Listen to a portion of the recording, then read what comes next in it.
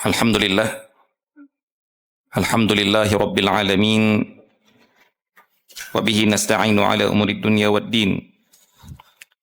Wassalatu wassalamu ala nabiyyina Muhammadin wa ala alihi wa sahbihi ajma'in wa man tabi'ahum bi ihsanin ila yaumiddin. Amma ba'du. Allahumma arinal haqqa haqqa warzuqna ittiba'ah wa arinal batila batilan warzuqna ijtinabah wa la taj'alhu multabisan 'alaina fanadil.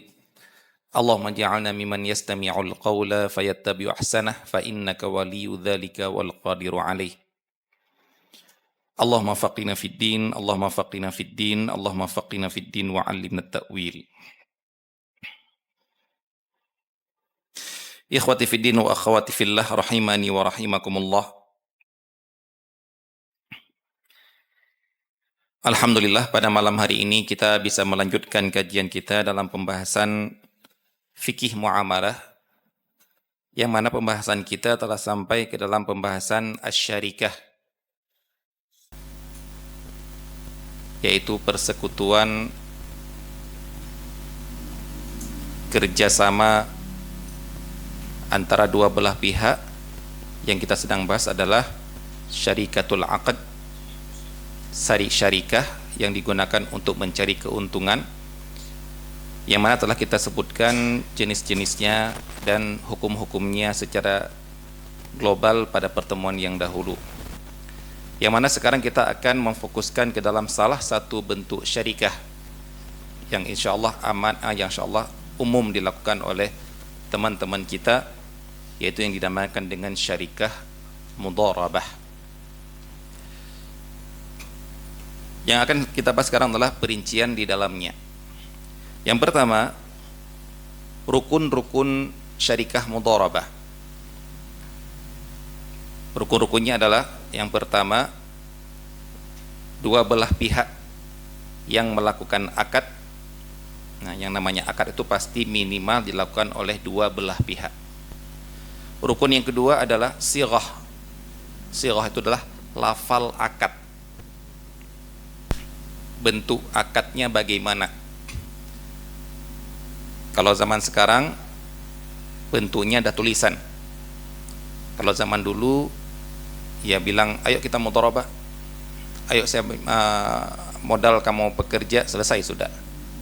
Tapi sekarang untuk lebih kuat di dalam mengklaim sebuah kondisi yang butuh untuk ada orang ketiga seperti pengadilan, maka umumnya dilakukan dalam bentuk tulisan, kerjasama terbukti resmi, pakai materai, dipersaksikan dan lain sebagainya. Ya seperti pernikahan juga, nah, cukup dengan lafal selesai, sah untuk melakukan hubungan suami istri. Akan tetapi kita sekarang di zaman sekarang butuh adanya surat nikah. Yang ketiga, rukun yang ketiga adalah adanya harta ataupun modal. Rukun yang keempat adanya amal ataupun kerja ataupun usaha. Rukun yang kelima adalah adanya keuntungan. Jadi 5 hal ini adalah merupakan unsur yang terkandung di dalam mudharabah, yang mana kelima-limanya ini punya syarat-syarat ataupun ketentuan-ketentuan terperinci di dalamnya. Dan ini akan kita lihat pada pertemuan kali ini. Yang pertama, kita bahas satu persatu dari bentuk rukun tersebut. Pembahasan dalam rukun yang pertama yaitu dua pihak yang melakukan akad mudharabah. Pihak yang pertama dinamakan dengan pemodal. Pihak ini mau dia satu orang, mau dia 2 orang ataupun lebih, dia kita namakan pemodal. Benar-benar modal usaha dari pihak ini. Pihak yang kedua adalah dinamakan dengan pekerja, ataupun dalam bahasa fikihnya mudharib ataupun al-amil. Inilah yang ada di dalam syarikah. Jadi yang pemodal dia tidak bekerja, yang bekerja dia bukan pemodal. baik pemodal ini satu orang atau lebih, baik pekerja itu juga satu orang ataupun lebih. Makanya kita namakan dengan pihak. Yang ketiga, yang di bawah pembahasan pihak yang melakukan akad mudharabah ini, kedua-dua belah pihak itu merupakan orang yang diizinkan oleh syariat untuk melakukan transaksi, ataupun orang yang sudah sah, dianggap sah oleh syariat untuk melakukan transaksi. Siapa mereka? Ayo kita kembali lagi ke pembahasan dulu. Kalau disebutkan orang-orang yang diizinkan ataupun sah, dianggap sah transaksi mereka oleh syariat. Siapa? Akil, balik, dan rasyid. Akil, balik, dan rasyid. Adapun yang belum akil, balik, dan rasyid, ya jangan pernah melakukan akad dengan mereka, karena perbuatan mereka belum dianggap sah oleh syariat, sehingga nanti konsekuensi terjadi, biasanya jadi cekcok lah di dalam kerusakan, kehancuran barang, karena kita serahkan kepada anak kecil. Maka yang seperti ini anak kecil tidak bisa dituntut untuk menggantinya, tapi yang salah adalah yang memberikan kepada anak kecil. Ini sudah kita bahas dalam masalah al-hajr, pencekalan, pencekalan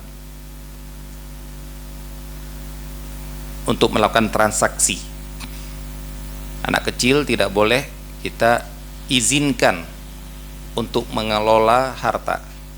Yang kita contohkan kemarin itu, ada orang ngasihkan HP-nya dimain-mainkan oleh anak kecil. Ada anak kecil di masjid, anak yang belum balik itu, kemudian iseng dia kasihkan HP ke anak kecil itu, dimain-mainkan, dikasih ini kan, bukan diambil, main-mainkan. Kemudian dia ditunjukkan YouTube misalnya, ada yang mengerikan, takut dia dilempar, pecah. Datang kepada orang tuanya, Pak, anak bapak memecahkan HP saya. Kalau cuma sekedar kata-kata itu, anak bapak memecahkan HP saya, berarti seperti ini, orang tua bapak ini, orang tua anak ini harus bayar, harus ganti.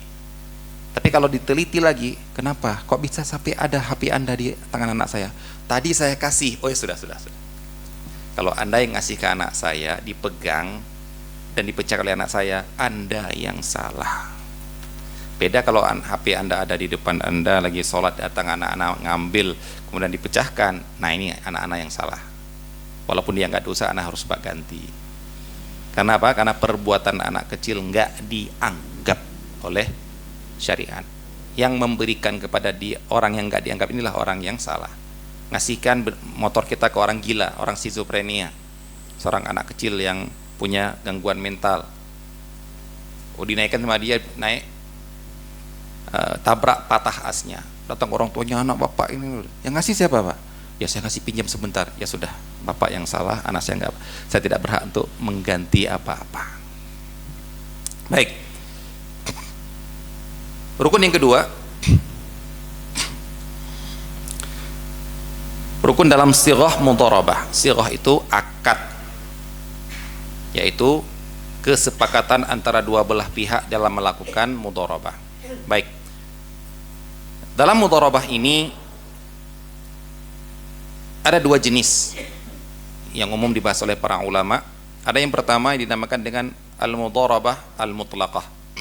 Mudharabah mutlaqah. Mudharabah yang bebas, tidak diikat apa-apa, tidak dipersyaratkan apa-apa oleh si pemberi modal.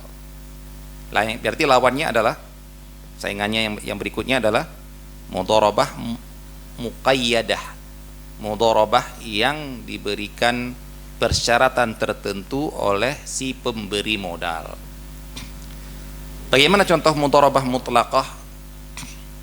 Saya kasih modal kepada si anak, saya kasih modal kepada si B, ambil ini 100 juta, terserah kamu kemanakan, usahanya terserah, saya nggak mau tahu, saya nggak tahu apa-apa tentang bisnis.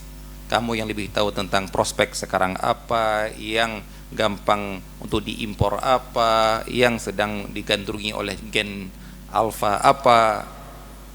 Saya nggak paham apa-apa pasar. Nah, saya cuma punya modal dari warisan ini 100 juta. Ini terserah kamu ngapa-ngapain, kamu kelola, akad mudharabah sama saya, nanti keuntungannya dibagi, ada pembahasannya tentang keuntungan. Yang sedang kita bahas sekarang adalah akadnya, usahanya dalam bentuk bagaimana. Maka diambillah oleh si B ini, ya dia lebih tahu mau di bisnis HP, bisnis sendal, bisnis buku, bisnis obat-obatan, lain sebagainya. Si pemberi modal tahu nggak? Nggak mau tahu bisnisnya apa. Nah, yang seperti ini ikhwah sekalian tidak mengapa. Disinilah yang ditambahkan akad mudharabah itu sebenarnya apa istilahnya ya,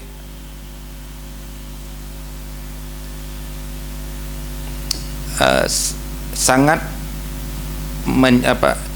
unsur amanah sangat besar di dalamnya. Siapa sih yang berani ngasihkan uang tunai 100 juta rupiah kepada seseorang? Yang bisa jadi dia bawa lari, bisa jadi dia mengkhianati, bisa jadi dibawa ke yang lain. Kok bisa? Ya gara-gara kita sudah mempercayainya. Saya yakin dia tidak akan mengkhianati. Maka yang seperti ini salah satu bentuk kepercayaan anak adalah terserah kamu, tolong laporkan ya setiap bulan sekali, tolong laporkan setahun sekali, tolong laporkan, maksudnya laporkan omsetnya. Adapun bisnis apa saya nggak mau tahu. Ini boleh saja. Nah, jadi misalnya Anda, kalau kita katakan bentuk reksadana syariah ya, ada yang orang bertanya kepada anak, reksadana gimana Ustadz hukumnya? Ini pertanyaan Anda terlalu luas. Anda sedang bertanya kepada saya menitipkan uang ke si A, yang kemudian si A ini mencarikan investasi di beberapa bidang, dan si A ini juga menerima penitipan uang dari orang lain. Jadi kalau cuma sekedar seperti ini bentuknya tidak mengapa. Yang jadi masalah adalah nanti apakah usaha yang dilakukan oleh tempat investasi ini halal atau haram. Itu ternyata yang kita bahas. Jadi kalau ditanya tentang reksadana secara umum model seperti ini, ya enggak mengapa. Berarti seperti mudharabah mutlaqah. Ambil ya, terserah kamu yang tahu. Saya nggak tahu bisnis apa. Mau bisnis sayuran, mau bisnis baju, mau bisnis, kamu yang lebih tahu kan? Karena kamu yang pekerjanya. Nggak usah bawa-bawa saya lah istilahnya. Baik, ini yang mutlaqah. Yang muqayyadah adalah ini untuk bisnis ini, bisnis HP, bisnis sendal, bisnis mobil, bisnis ini, bisnis ini. Ya sudah, berarti si pengelola, si pekerja tidak boleh melakukan bisnis yang lain. Kalau kamu tidak mau, ya jangan terima. Jadi ini salah satu bentuk persyaratan. Bentuk berarti bentuk usahanya. Ada bentuk persyaratan yang lain. Bisnisnya cuma di Malang ya. Jangan bisnis di mana-mana. Biar apa? Kenapa? Ya namanya orang pemodal, dia punya keinginan tersendiri, mungkin menurut dia lebih gampang saya kontrol di sini. Saya tahu di mana tempatnya, di mana disewa tokonya, saya tahu. Kalau dia kemana-mana, saya nggak tahu nanti. Jadi kalau zaman dulu dibilang kamu nggak boleh safar, di sini saja. Boleh nggak? Kalau kamu wahai pekerja, wahai pengelola sudah mau menerima ini, berarti kamu harus memenuhi persyaratan ini. Kalau nggak mau dari awal, ya sudah jangan terima dari awal. Pak, kalau memang seperti ini syaratnya, saya tidak mau Pak. Oh, saya tidak mau Pak. Kenapa? Saya mau syarat ini Pak. Kok kita ganti aja ya. Seperti itu namanya sebelum akad. Jangan Anda nerima kemudian berkhianat terhadap persyaratan yang telah dibuat. Ataupun dibuat dalam jangka waktu tertentu. Intinya semuanya berhak dilakukan oleh si pemodal untuk mengikat persyaratan dengan Anda. Kemudian masih konsekuensi di bawah pembahasan rukun sighah ini, mudharabah, yang melakukan akad mudharabah, kamu sudah melakukan akad mudharabah, sudah melakukan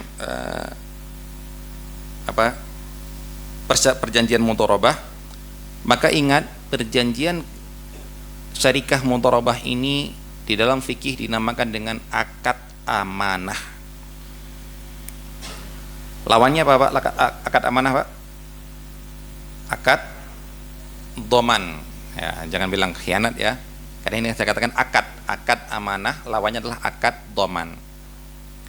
Apa akad amanah itu? Akad amanah itu adalah si pengelola tidak bertanggung jawab terhadap kerusakan yang terjadi kalau bukan karena keteledorannya. Ini dinamakan dengan akad amanah. Jadi saya serahkan uang 100 juta ke kamu, begitu dikelola uangnya itu disimpan di dalam barang-barang di dalam tokonya, uang-uang cash yang ada di dalam mejanya, benda-benda perabotan-perabotan yang ada di dalam tokonya sudah ditata dengan rapi, dibuat dengan apa adanya, sewajarnya, kemudian terjadi kebakaran misalnya, terjadi banjir misalnya, gempa bumi misalnya, kemalingan, perampokan misalnya, maka yang seperti ini rugi kan si pemodal. Maka apakah si pengelola wajib untuk menggantikannya? Tidak. Ini adalah konsekuensi mudharabah. Yang maksudnya adalah kalau Anda dari awal sudah mengatakan, ayo kita mudharabah yuk, ini modal dari saya, kamu pengelolanya, konsekuensi ini otomatis ikut sudah. Mau Anda catat tidak catat, ini masuk. Berarti kemudian bila Anda mencatat di dalam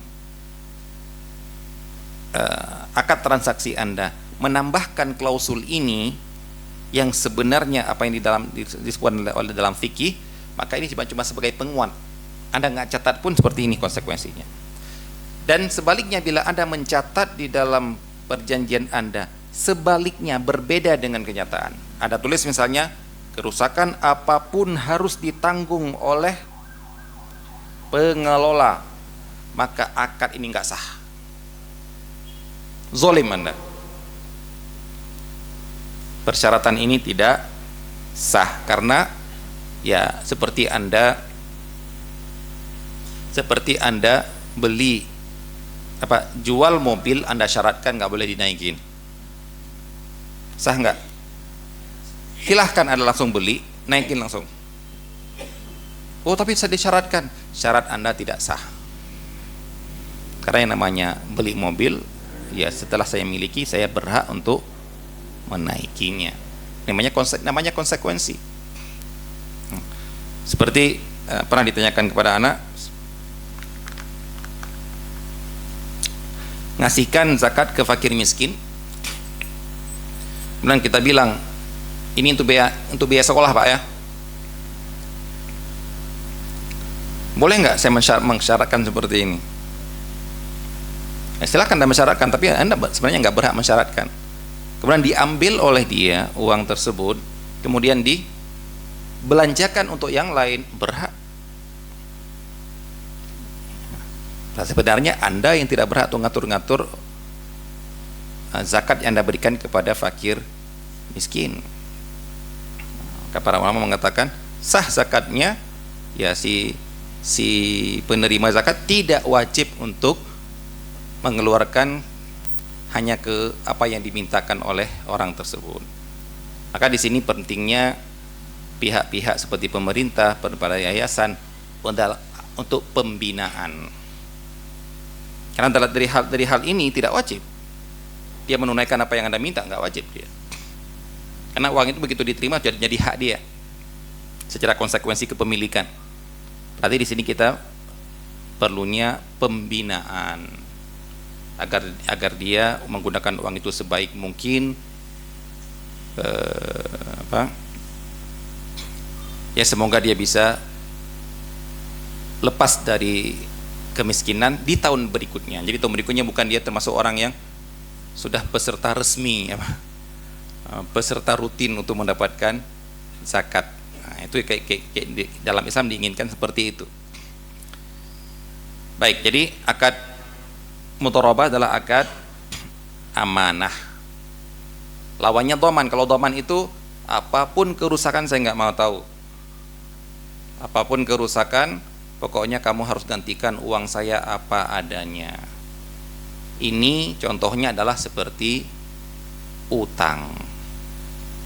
Jadi paling diantara perbedaan yang mendasar antara utang sama syarikah, utang sama kerjasama investasi, diantaranya ini, yaitu kalau utang ini 100.000 saya utangkan kepada kamu, ya terserah, kalau namanya utang kan terserah kamu usahanya apa. Baik, setelah diambil ternyata diusahakan ini udah dibeli, kemudian terjadi gempa bumi, hancur semua. Saya berhak bilang, Pak gimana Pak, ini saya nggak mau tahu, utang saya kan 100 juta, ya kembalikanlah 100 juta dalam jangka waktu yang telah kita sepakati. Tapi Pak saya rugi, ya rugi kan urusan kamu, saya nggak mau tahu. Boleh nggak seperti ini? Boleh, karena akannya utang. Kalau yang investasi, ya nggak boleh. Nah, berarti konsekuensi berikutnya adalah kalau begitu utang nggak boleh ngambil keuntungan.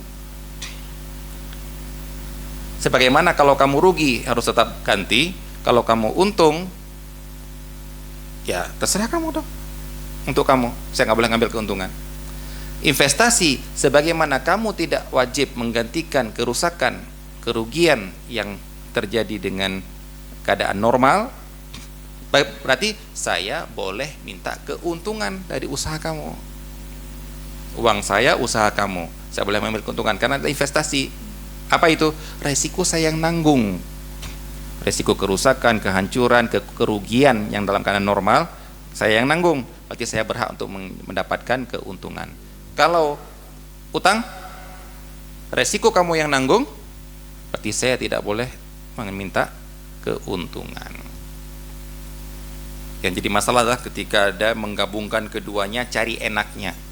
Ini uang 100 juta, kalau rugi kembalikan utuh, kalau untung saya juga dapat persentase dong katanya. Inilah yang namanya riba,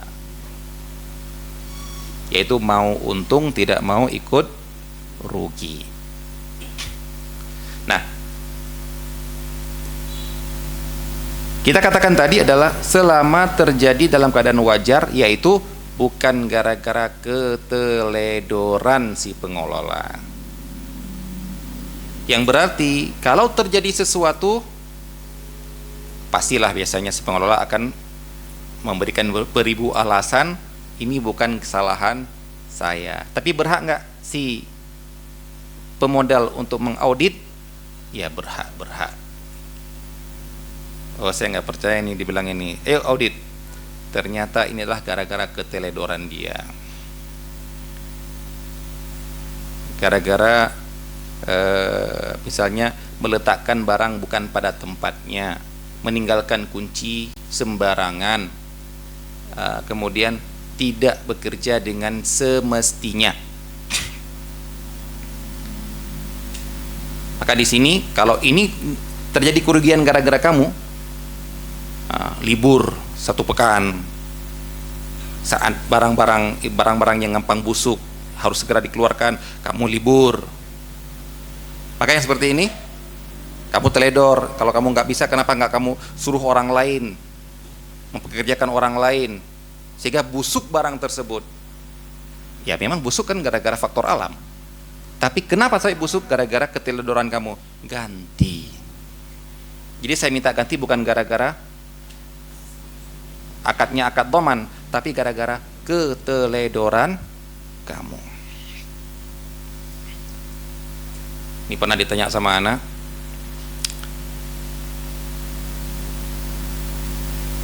Wakil kan, wakil itu juga amanah. Saya wakil, saya mengantarkan, saya mengumpulkan, saya yang menjaga, itu wakil. Rusak terjadi dengan sendirinya, dengan faktor alam, dengan kebakaran tanpa kedaulatan saya gak wajib ganti. Tapi kalau gara-gara kedaulatan saya wajib ganti. Nah, ada yang nanya sama saya gini, dari Malang tuh, kayaknya dari Malang kayaknya itu. Ustadz, kami buka donasi, terus salah seorang panitia dapat WhatsApp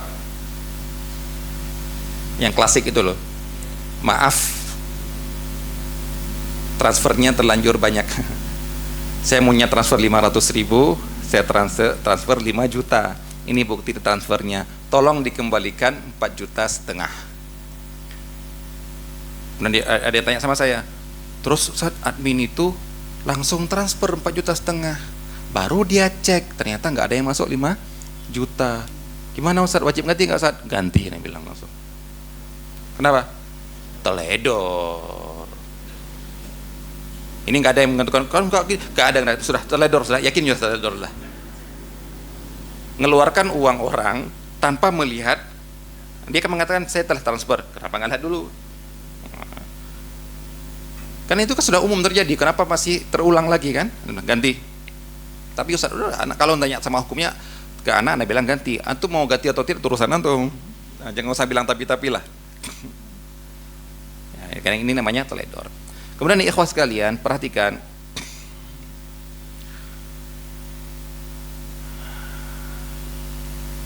Umumnya, anak nggak bentakan umumnya ya. Pengalaman anak juga, apakah itu merasakan atau tidak nggak tahu. Pengalaman anak sudah di beberapa orang yang minta sejak anak ketika masih di Madinah, ya masih megang bujang di Madinah, dapat uang saku kan, insya Allah uangnya banyak itu. Ustaz, mau nggak ini atau pemodalnya yang bekerjanya? Ya mau. Nanti ujungnya afwan akhi. Yang kedua juga, yang ketiga juga. Nah, anak mendengar. Sebenarnya kalau tuh mendengar seperti ini udah mundur aja lah, nggak usah investasi. Dan mendengar seorang pengelola ketika dia ingin mengumpulkan uang dari berbagai pihak, dia mengatakan, dia menyampaikan bisnis dia, waktu itu bisnis parfum, disampaikan, dan ada ucapan dia saya dengar, kok seperti ini ya? Nah, ini dia mengatakan ini kan mudharabah ya, kalau nanti rugi ya saya kembalikan uangnya kepada kalian.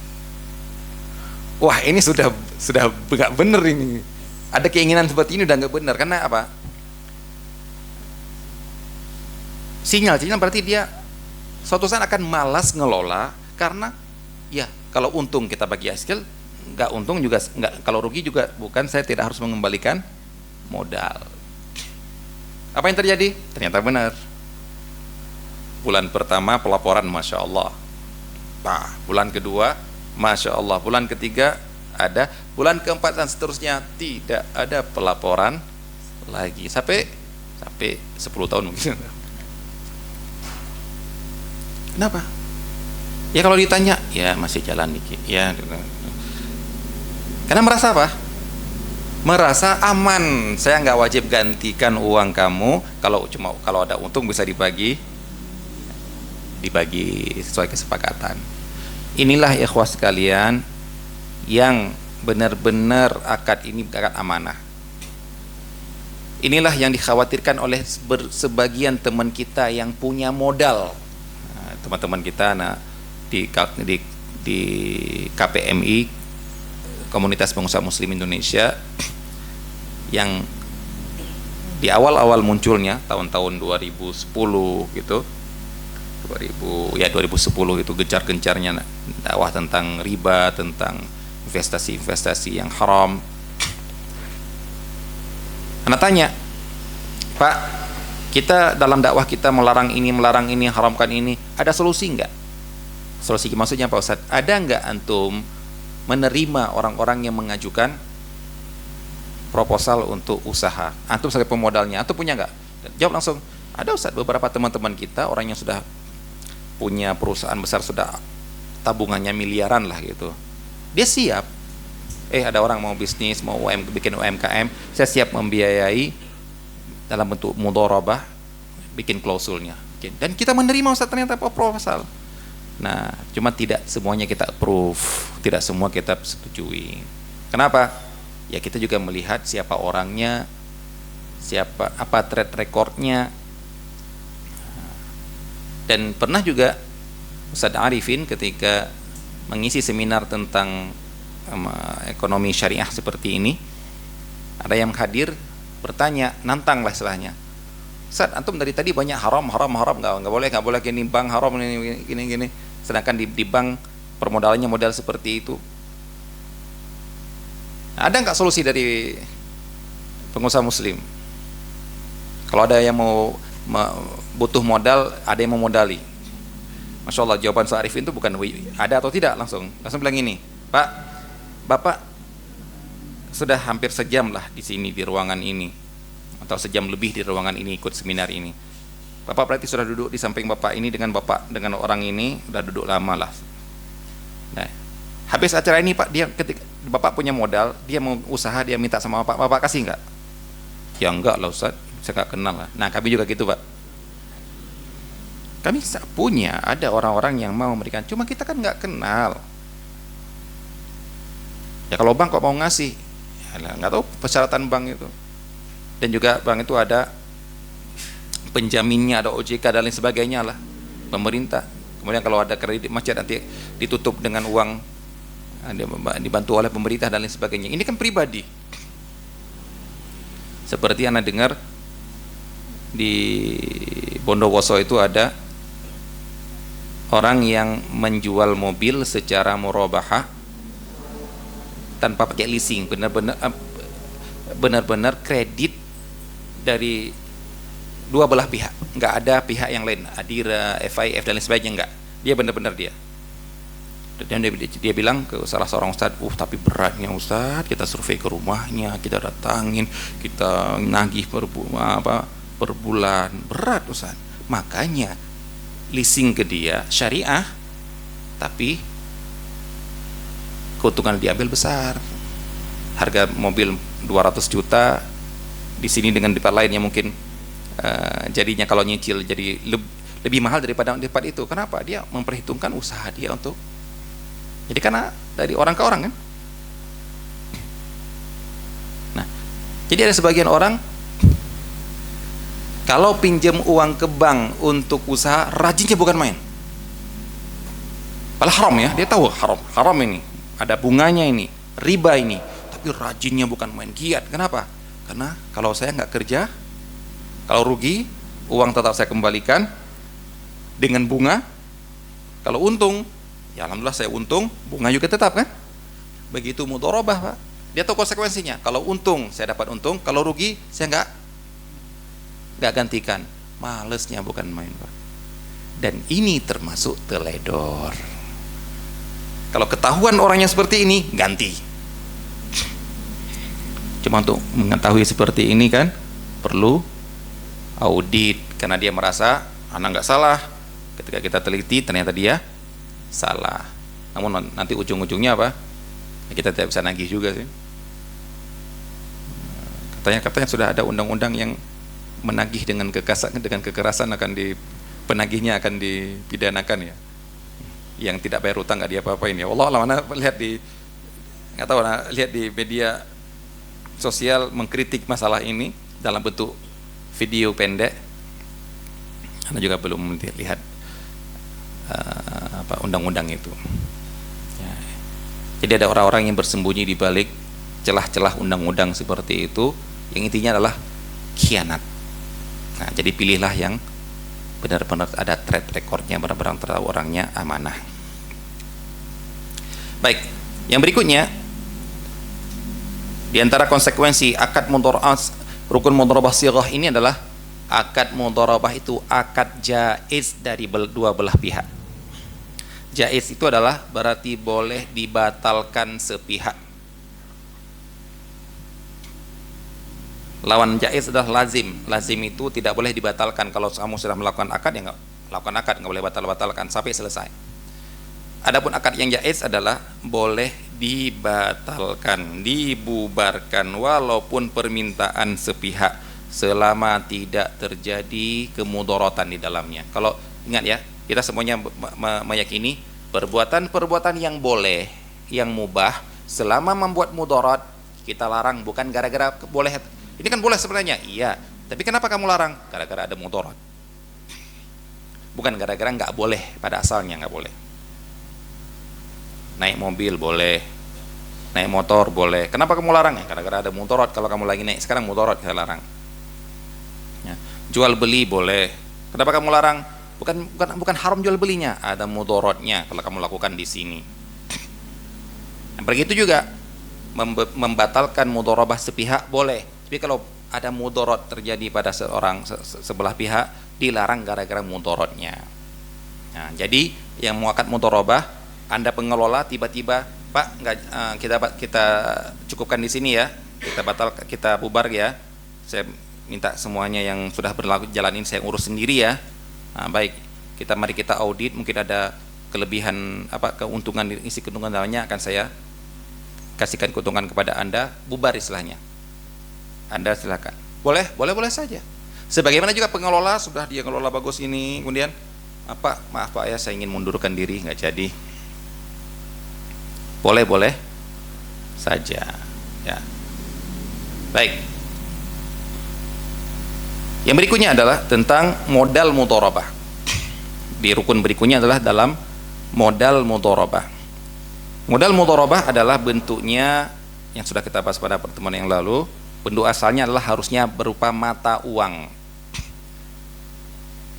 Ataupun boleh, ada pendapat mengatakan boleh bentuknya berupa komoditi, barang, tapi dengan syarat harus dikalkulasikan dalam bentuk uang.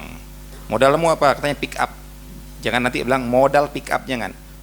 Mari kita suruh audit pick up ini berapa nilainya. Berarti modal kamu adalah 46 juta. Ya berarti nanti kalau ada pengembalian yang dikembalikan ada bubar, mau dikembalikan semua omset dalam bentuk omset dan aset dalam bentuk rupiah, maka kita bilang kalau masih modal kamu dulu adalah 46 juta, bukan modal kamu dulu pick up. Jadi sudah kita bahas pada pertemuan yang lalu.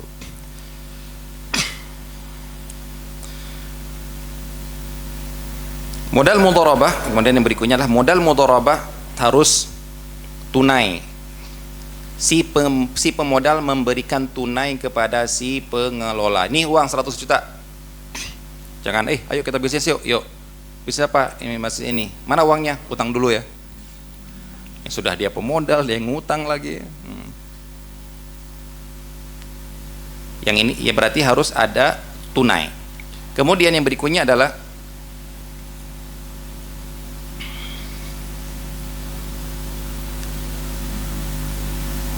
jumlah modal harus diketahui secara pasti. Jangan modalnya apa? Modal uang sebanyak dalam satu tas ini ya. Uang receh dalam satu drum ini ya. Akhirnya dia ambil uang itu beli ini, beli itu, beli ini. Berapa uangnya? Tidak tahu. Itu nggak boleh. Kenapa? Karena nanti namanya mudharabah, untuk mengetahui keuntungan maka harus dikembalikan ke modal awal. Seluruhnya ini dihitung ke modal awal 100 juta. Ada lebih untung, kurang berarti rugi. Nah kalau kita nggak tahu modal awalnya berapa, yang kita nggak bisa mengetahui untung ataupun rugi. Kemudian modal adalah harta dari harta yang halal. Ini sudah kita nggak bicarakan lagi ya. Kalau harta haram dikembangkan mendapatkan keuntungan itu halal apa haram Pak? Walaupun usahanya halal. Jadi maksudnya gini, saya nyuri kambing ataupun sapi, kemudian saya pelihara, saya nggak jual langsung, saya pelihara sapinya, saya kasih makan ini. Setelah 1 tahun beranak, sapinya haram ya. Anak ini dari hasil apa? Hasil kerja saya kan, ngarit saya, pelihara saya. Perbuatan saya mengarit halal kan? Memelihara sapi halal kan? Halal. Coba sapinya haram. Kemudian saya tobat. Udah ikut ngaji, saya tobat. Yang saya kembalikan sapinya atau anak-anaknya. Iya, masya Allah. Itu yang ngomong itu yang punya sapi. Hah?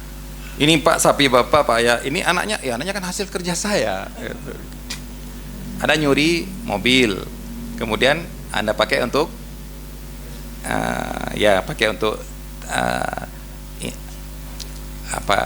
travel gitu.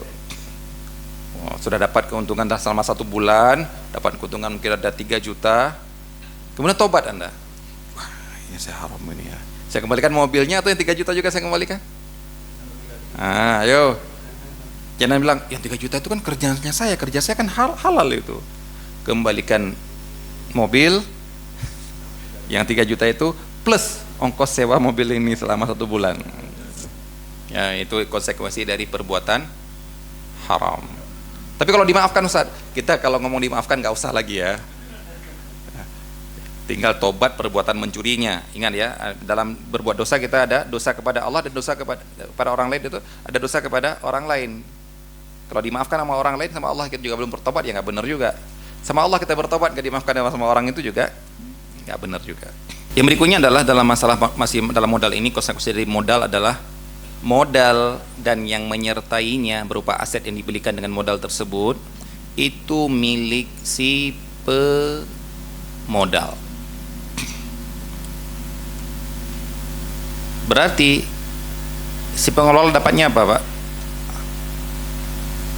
Dapat prosentase dari keuntungan. Maksudnya di sini adalah usaha yang kamu kelola wahai pengelola itu punya saya sebagai pemodal. Kamu cuma nanti kamu digaji, kamu pekerja saya digaji, cuma model penggajiannya model prosentase. Jadi wahai pengelola, jangan merasa aset perusahaan ini punya kamu, bukan. Kamu di sini sebagai pekerja. Baik, anak contohkan yang lebih gampang, yang analog dengan yang lebih gampang. Anak yang punya toko, anak punya toko kelontong, kemudian anak pekerjakan 1 orang manajer. Yang manajer berarti pengelola kan? Bukan yang cuma ambil barang, bukan pekerja kasarnya. Ya, anak bos, anak manajer. Gimana hari ini? Gimana dia mengelola yang kapan barang keluar, kapan naik. Kemudian dia anak gaji per bulan. Kira-kira manajernya merasa nggak? Ini perusahaan punya saya? Merasa nggak? Enggak. Ini perusahaan, ini toko punya bos. Kemudian dia mendapat, Pak, ini kayaknya kita harus beli toko di samping ini Pak, ini mau dijual, mau disewakan, kita sewa lagi Pak, kita perluas. Kemudian Pak, ini bisnis sosis kita ini prospek sampai ke daerah selatan, kita buka toko lagi itu. Manajernya tetap 1 orang ini, dia yang mengelola 2 toko ataupun 3 toko ini. Merasa nggak si manajer, ini toko saya? Enggak. Dia merasa, ini toko Bapak, saya digaji. Dengan makin bertambah keuntungan, sekarang dapat bonus. Ya, jadi wahai pengelola dalam mudharabah, Anda persis seperti ini. Anda seperti ini. Mau Anda buka cabang di mana, cabang berapa, mau Anda tambah armada, tambah ini, itu punya pemodal. Anda pengelola hanya berhak dapat gaji, tapi gaji Anda modelnya dari prosentase keuntungan. Ini yang sebenarnya mudharabah. Nah, yang terjadi di lapangan, yang dikeluhkan oleh pemodal, makanya antum yang pingin, anak punya ide, datang minta modal, sulit dikasih gara-gara apa? Mereka sudah punya pengalaman jelek dengan orang lain. Khawatirnya dengan Anda pun seperti itu. Apa itu? Anak yang belum ada yang ngeluhkan ke Ana ya, ke Ustadz Arifin sudah ada deh cerita. Kaget Ana cerita, ada orang seperti itu Ustadz ya? Ya ada. Nah. Contoh ya, Ana kasihkan 100 juta kepada seseorang. Ini 100 juta, dia mengajukan bisnis jamu misalnya. Jamu. Baik. Dia buka satu tempat jamu. Ramai. Pak, kita ekspansi ya, terserah. Anak orang mengatakan terserah. Pokoknya masih jamu, anak mau ekspansi, buka toko. Akhirnya ada 5 cabang, 5 toko maksudnya, bukan 5 cabang ya, 5 toko. Dia yang kelola. Sudah ada pekerjaannya sendiri. Baik. Si ini, pengelola ini merasa, wah ini kan toko jamu ini maju kan gara-gara saya. Bisa buka cabang 5 ini kan gara-gara saya. Nah, akhirnya ini bapak ini yang punya modal 100 juta nggak bisa apa-apa ini. Akhirnya dia apa? Diaudit lah. Ini mau jujur dia, diaudit seluruhnya. Diaudit seluruh 5 toko ini, ternyata ada 150 juta uang cashnya dengan barang-barangnya semuanya.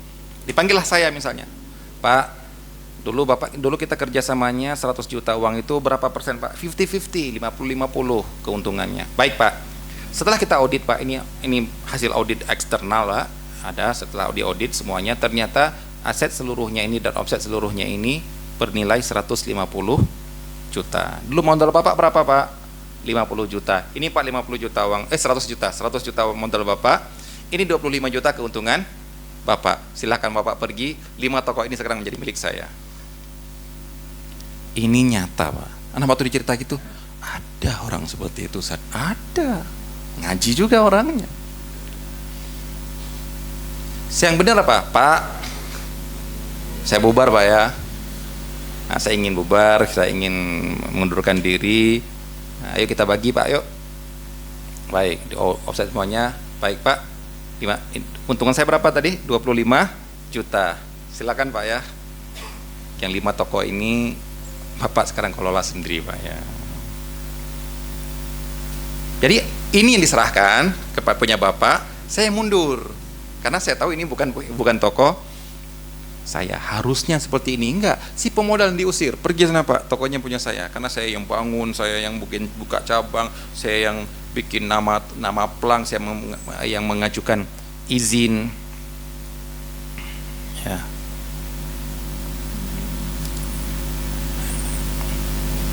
Ada teman cerita, mereka bertiga lupa 3 atau 4 orang, mereka mengumpulkan modal untuk bisnis susu Etawa. Kasihkan nama Etawa apa gitu. Begitu diutus 1 orang bikin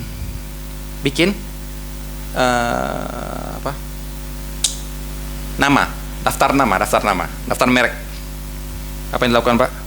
Didaftarkanlah merek atas nama pribadi. Benar-benar pengkhianat Pak. Ini bisnis bertiga atau berempat, bisnis berempat, berkembang berempat, menentukan merek berempat, jalan sudah. Ini prospek, daftarkan merek, didaftarkan atas nama pribadi. Pengkhianat benar Pak.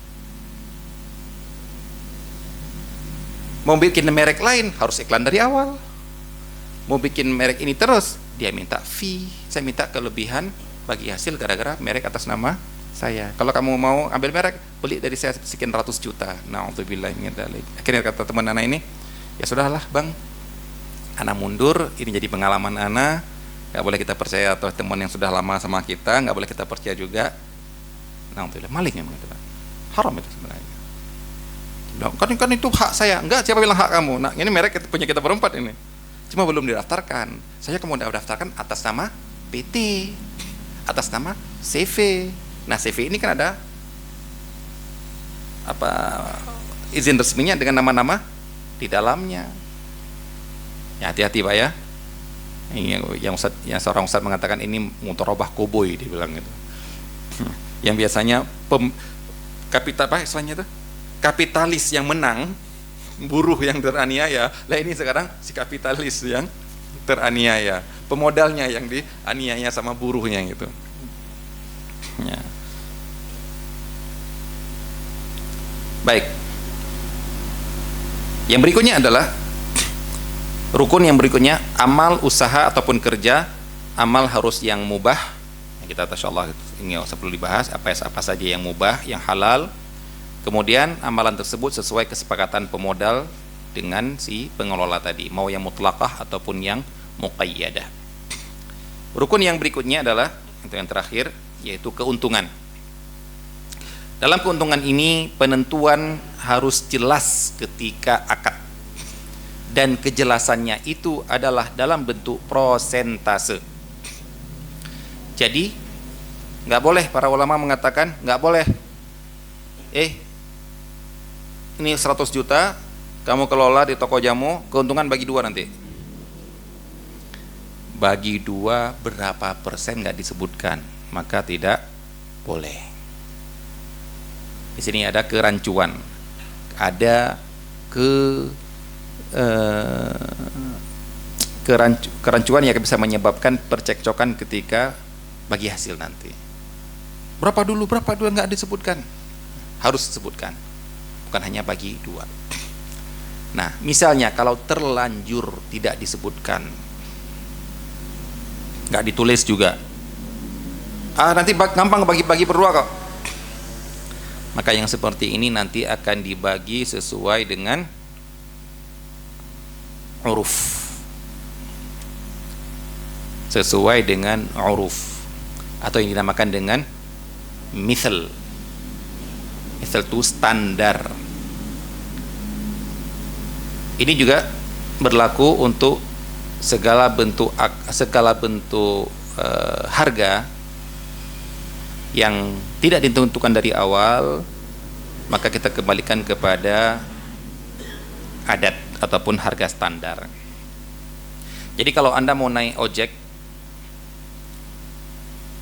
jam 1 malam, Anda tahu dari tempat Anda ke rumah Anda biasanya cuma 40.000, kemudian ojek itu bilang, berapa bang? 60.000. Biasanya 40.000 pak bang, ya udah jalan sendiri sana. Boleh nggak? Boleh. Saya menentukan lebih besar, boleh. 100.000 pun saya bilang boleh, kalau nggak jalan sendiri. Boleh kan? Ini nggak berani bilang boleh ini karena itu yang naik ojek ini. Boleh. Beda halnya kalau Anda naik ojek, ojeknya nggak bilang apa-apa dan Anda juga nggak bilang apa-apa. Sampai ke tujuan langsung dipalak Anda 100.000, nggak boleh seperti itu. Anda kalau mau minta 100.000 dari awal tadi. Tapi kalau Anda sudah naik, kemudian sampai ke tujuan, maka tidak ada ucapan apa-apa dan harus bayar. Pembayarannya harus dikembalikan kepada uruf, adat, standar. Seperti istilahnya apa? Bang, antar ke sana bang, ke terminal. Baik. Berapa bang? Seperti biasa. Ini seperti biasa berarti apa? Dia kembalikan ke standar. Kalau anak pribadi, anak tanya, biasanya berapa bang? Anak nggak tahu seperti biasanya kan? Biasanya berapa? Makanya anak pribadi tetap ikut yang naik yang ojol, yang jelas-jelas ada harganya kok gitu. Jadi seperti itu ya khoya. Nah, jadi kalau Anda tidak menentukan, kita kembalikan kepada standarnya. Anda tanya sekarang pada Anda nggak tahu standarnya berapa sih? Umumnya orang kalau kerjasama dalam masalah mudharabah itu berapa baginya? 40-60, 50-50, 70-30, berapa kira-kira? Anda nggak tahu. Yang 60-nya siapa? Atau bilang 60-40, yang 40-nya berapa? Jangan bilang tergantung, berarti bukan standar. Yang 60-nya siapa? Pengelola atau pengelola? Yang 40. Nah, wallahu a'lam, mana nggak tahu. Ini makanya kita kembalikan ke standar. Kalau tidak ketemu standar, maka peradilan yang menentukannya. Maka di sini kita harus mengetahui peradilan ini hakim ini orang yang harus paham uruf, harus paham adat. Ada cekcok apa-apa, kembalikan kepada adat. Nah, kalau dia sendiri nggak tahu adat bagaimana? Dan tidak harus dia yang tahu, maka dia harus memanggil. Kalau ada kasus-kasus seperti yang butuh keputusan di luar bidang ilmu dia, maka dia berhak untuk memanggil saksi ahli. Maka dipanggil pakar ekonomi, dipanggil pelaku ekonomi, dipanggil dalam kasus yang ada kimianya dipanggil ahli kimia, ahli fisika, ahli forensik dan lain sebagainya. Bukan berarti si hakim ini harus paham seluruh bidang ilmu. Baik.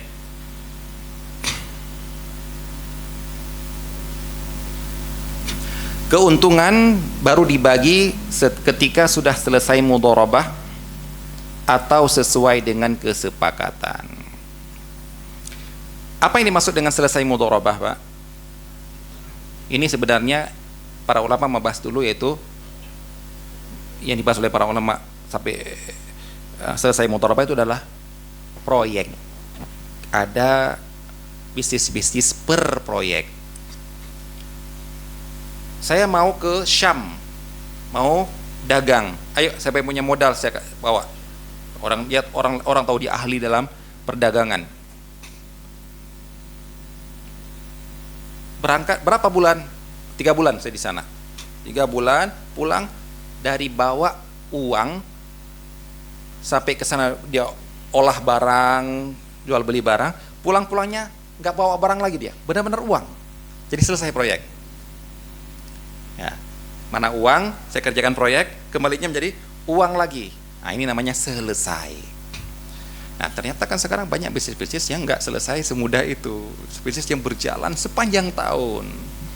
Maka yang sepanjang tahun ini ada namanya tutup buku sesuai dengan kesepakatan. Mau berapa sih? Sebulan sekali, setahun sekali, ya terserah. Dan sekarang untuk audit udah gampang, ada tim audit. Berapa nilai seluruhnya nih modalnya? Berarti yang dibagi sekian. Lanjut lagi mudharabahnya. Baik. Jadi untuk harus menjadi nol lagi, menjadi rupiah lagi, itu bisa, tapi itu biasanya per proyek. Nah, seperti crowdfunding itu biasanya per proyek. Nah, dia memang bisnis dia didagang. Dia memang dagang. Dapat proyek pengadaan alat-alat kesehatan. Nah, wah, saya ini sudah punya toko. Untuk yang ini butuh modal 2 miliar lagi, saya nggak punya. Tapi saya sudah tahu di mana ngambil, di mana itu saya tahu.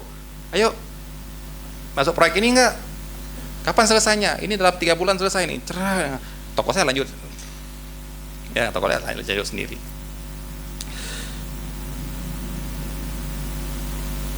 Pengelola berhak mendapatkan keuntungan ketika sudah pembagian, bukan ketika baru nampak. Gimana maksudnya ini, Pak? Ini dibahas oleh para ulama. Zuhur dengan taksim. Anda mengatakan dalam bahasa Indonesia, zuhur itu nampak keuntungan, taksim itu ketika sudah dibagi. Contohnya gini, Pak. Si pengelola ini tahu dalam perjalanan waktu, tahu bagi hasilnya baru nanti 6 bulan lagi. Maksudnya ini sudah kita janji bagi hasilnya setiap 6 bulan misalnya. Biar uangnya bisa diputar terus. Kalau tiap bulan nggak perlu putar uang, bagi terus ya. Maunya berputar terus. Wah, ini kalau dalam hitungan saya sudah nampak ini. Modal 100 juta, ini hitung-hitungan saya sudah ada 30 juta ini. Total seluruhnya ini uang cashnya dengan barang-barangnya yang dijual ini ada 30 juta. Dia bayangkan dia, wah, saya sudah dapat lumayan, sudah dapat 15 juta ini. Tapi 15 juta itu uang dia atau belum? Belum. Baru nampak. Ketika 6 bulan berikutnya ternyata ada penurunan, ketika mau diaudit adanya 120 juta. Itu kemarin ada berapa? 130 juta. Dia nggak boleh bilang, Pak, saya kok cuma dapat 10 juta 6 bulan yang lalu, kan hitung-hitungan saya masih bisa dapat 15 juta. Kasihkanlah 5 juta lagi, Pak. Karena saya pernah berhak dapat 15 juta, pernah dapat berhak. Maka kita jawab, itu bukan berhak dapat, itu baru nampak saja. Kamu baru berhak nampak ketika kita bagi sekarang ini. Jadi kalau sudah tinggi besar, bisa jatuh kan? Bisa. Begitu juga kecil, ini cuma untung 5 juta saya ini, ternyata 2 bulan lagi naik, kan bisa-bisa saja seperti itu. Nah, sebenarnya kamu bisa dapat kecil, bisa juga dapat besar. Pengelola tidak berhak mendapatkan upah karena penghasilannya dari dividen keuntungan. Jadi akad mudharabah tidak ada klausul di dalamnya upah, nggak ada.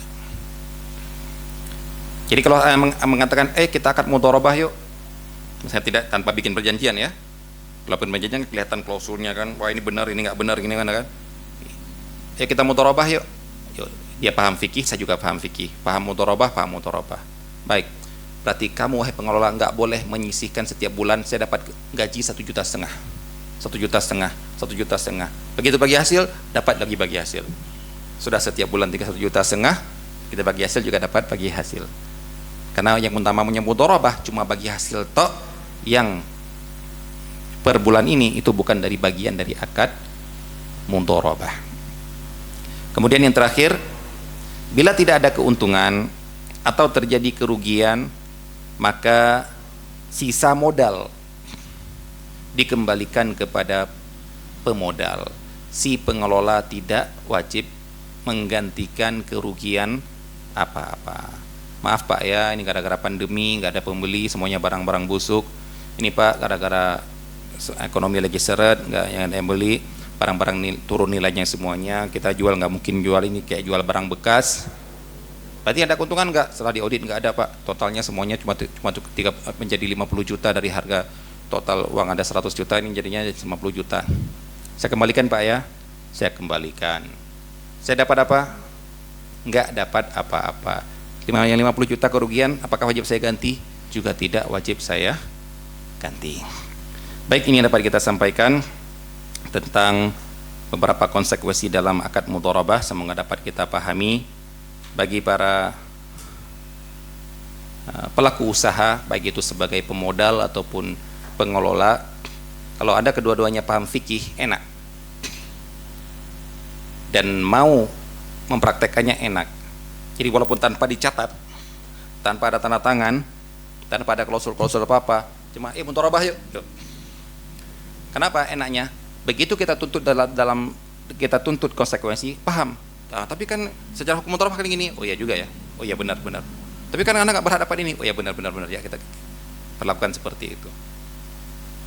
Tapi kalau Anda nggak paham fikih, maka bikinlah klausul, konsultasikan kepada ustadz-ustadz yang berkompeten, tanda tangani, kesepakati, apapun konsekuensi berikutnya, ikutin apa yang telah disepakati. Ya, ini seperti dikatakan oleh Imam Nawawi, tidak boleh ketika ditanya apa hukumnya belajar jual beli untuk melakukan bisnis jual beli. Dia bisnis apa jual beli butuh ilmu jual beli yang benar di dalam fikih. Apakah wajib belajar untuk jual beli? Beliau mengatakan, enggak mengatakan wajib belajar baru jual beli, enggak, tapi jangan jual beli kecuali Anda sudah belajar sebelumnya. Haram melakukan jual beli kecuali Anda tahu sebelum akad hukum sebelumnya. Ya sama aja ungkapannya sama saja sebenarnya. Wajib belajar sebelum melakukan, ataupun jangan haram melakukan kalau belum belajar, kan hampir sama kan? Nah begitu juga Anda mau akad mudharabah, pelajari mudharabah yang benar. Kenapa? Karena jangan sampai Anda makan yang haram ataupun menzolimi orang lain. Kayak tadi misalnya menzolimi orang lain. Baik, ini yang dapat kita sampaikan. Wassalamualaikum warahmatullahi wabarakatuh.